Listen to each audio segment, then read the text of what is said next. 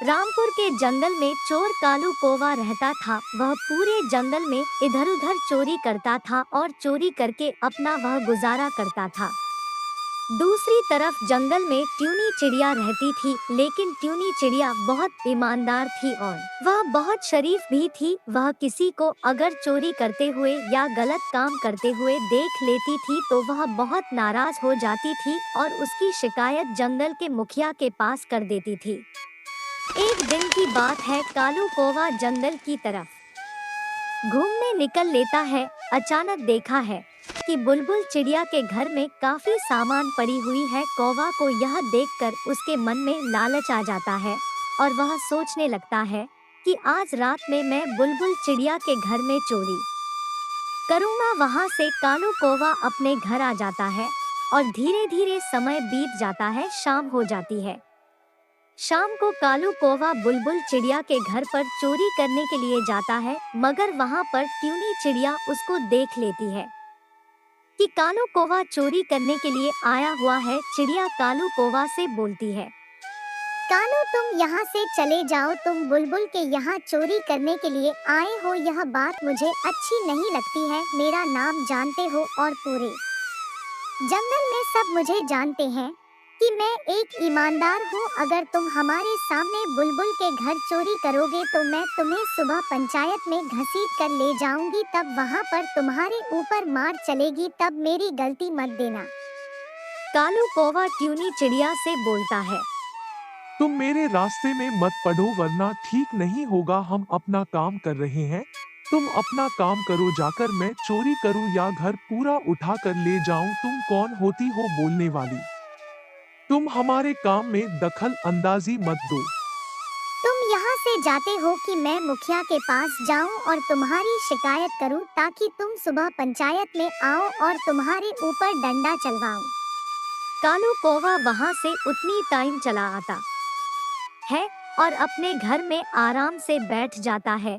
फिर वह सोचने लगता है कि अब क्या करूं। वहां पर तो टूनी आ गई है, वह बहुत ईमानदार है। वह लगता है हमारा धंधा चौपट करके छोड़ेगी। इस टोनी चिड़िया का कुछ ना कुछ करना पड़ेगा, वरना मेरा धंधा ही बेकार कर देगी।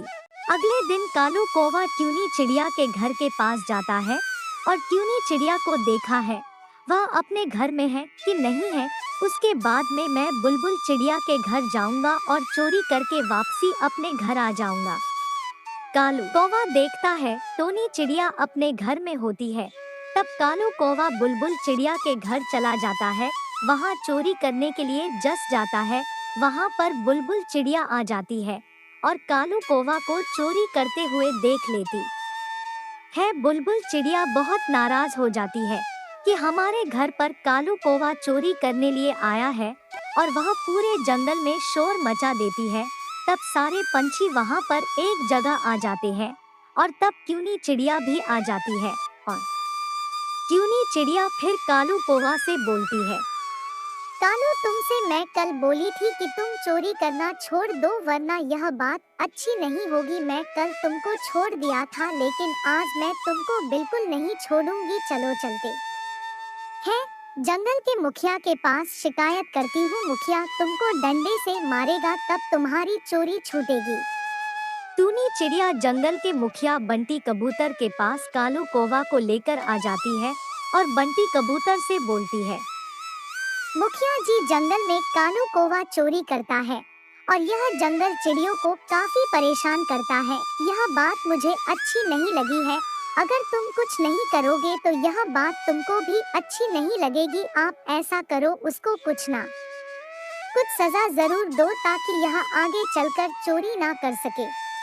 हाँ टूनी बहन, आप परेशान मत हो, मैं इसको जरूर सजा दूंगा, क्योंकि इसकी शिकायत काफी ज्यादा आ चुकी है और मेरे को काफी दिनों से इसका इंतजार था, लेकिन मेरे हाथ में यह कभी नहीं आया। आज मेरे हाथ में आया है तो मैं इसको बगैर सजा दिए हुए इसको नहीं छोड़ूंगा।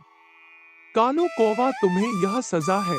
तुम जितना बुलबुल चिड़िया के घर से सामान को चोरी किया है, वह सारा सामान तुम बुलबुल चिड़िया को वापसी कर दो और 6 महीने के लिए तुम जंगल के बाहर रहोगे, जंगल में नहीं आ सकते हो। यही तुम्हारी सजा है। नहीं मुखिया जी, ऐसा मत करो। अगर मैं जंगल के बाहर चला जाऊंगा तो मेरे घर का क्या होगा? मैं अपने घर में देखभाल कैसे करूंगा? ऐसा मत करो। नहीं, तुम 6 महीने के लिए जंगल के बाहर रहोगे। 6 महीने के बाद में तुम्हारी सजा पूरी हो जाएगी, तब तुम जंगल में वापसी आकर आराम से रह सकते हो, अगर तुमने दोबारा चोरी नहीं किया तो। भैया वीडियो पसंद आए लाइक सब्सक्राइब करना और कमेंट में बताना वीडियो कैसी लगी।